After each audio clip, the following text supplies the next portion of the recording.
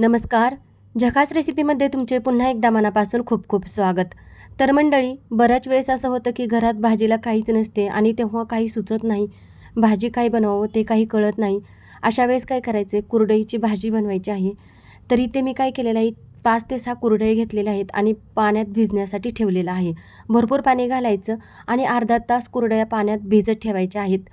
अर्धा तास झालेले आहेत. बघू शकता कुरडई छान भिजलेली आहे. आता थोडीशी मोकळी करून घेऊया कुरडई ही. त्यासाठी काय करायचं, हाताने थोडीशी ही कुरडई चुरून घ्यायची आणि आपल्याला यातील पूर्ण पाणी निथळून घ्यायचं आहे. नंतर सगळी प्लेटमध्ये कुरडई काढून घ्यायची. कुरडई छान भिजलेली आहे. यामध्ये अजिबात पाणी राहिलेलं नाही. पूर्ण यातील मी पाणी काढून घेतलेलं आहे. यानंतर लगेच भाजीला फोडणी देऊन घेऊया. कढईमध्ये तेल घालायचं. तेल गरम झाले की यामध्ये मोहरी घालायची, जिरे घालायचं. जिरे मोहरी चांगली तडतडून द्यायची. त्यानंतर यामध्ये घालायचं लसूण अद्रकचा 1 चमचा भरून ठेचा घालायचा आहे. 2 मीडियम आकाराचे बारीक चिरलेला कांदा घालायचा आणि कांदा चांगला परतून घ्यायचा. कुरडईची भाजी बनवायची म्हटलं त्यात थोडासा कांदा जास्त घालायचा, कारण कांद्यामुळे छान भाजी लागते, त्यामुळे थोडासा कांदा जास्त घालायचा. आता यामध्ये पाव चमचा हळद, पाव चमचा काळा मसाला आणि पाव चमचा आपल्याला यामध्ये कांदा लसूण मसाला घालायचा आणि 1 चमचा धना पावडर घालायचे. मसाले चांगले परतून घ्यायचे. त्यानंतर यामध्ये घालायची भिजवलेली कुरडई.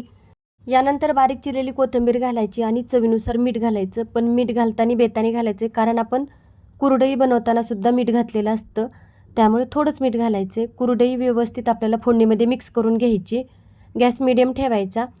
आता आपली इथे कुरडई व्यवस्थित मिक्स करून झालेली आहे. गॅस बारीक करायचा आणि यावर झाकण ठेवायचं आणि 5 ते 7 मिनिटासाठी ही भाजी बारीक गॅसवर चांगली शिजवून घ्यायची. 5 ते 7 मिनिट झालेले आहेत. झाकण काढूया. आता यामध्ये आपल्याला 3 चमचे भाजलेले शेंगदाण्याचे कूट घालायचे. पण शेंगदाण्याचं कूट घालताना जास्त बारीक घालायचं नाही, आबोटधोबट कुटलेलं असावं हे कूट घालायचे. व्यवस्थित मिक्स करून घ्यायचं. तर बघू शकता इथे आपली मस्त मोकळी सुटसुटीत अशी ही कुरडईची भाजी तयार झालेली आहे. तुम्ही डब्याला पण घेऊन जाऊ शकता, चपातीसोबत भाकरीसोबत तुम्ही खाऊ शकता.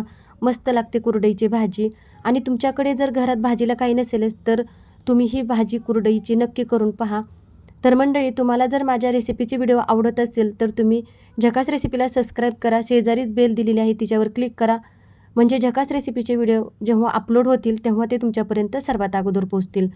पुन्हा भेटूया अशाच एका नवीन जबरदस्त रेसिपीमध्ये. रेसिपी बघितल्याबद्दल धन्यवाद आणि तोपर्यंत मस्त खा आणि स्वस्त रहा.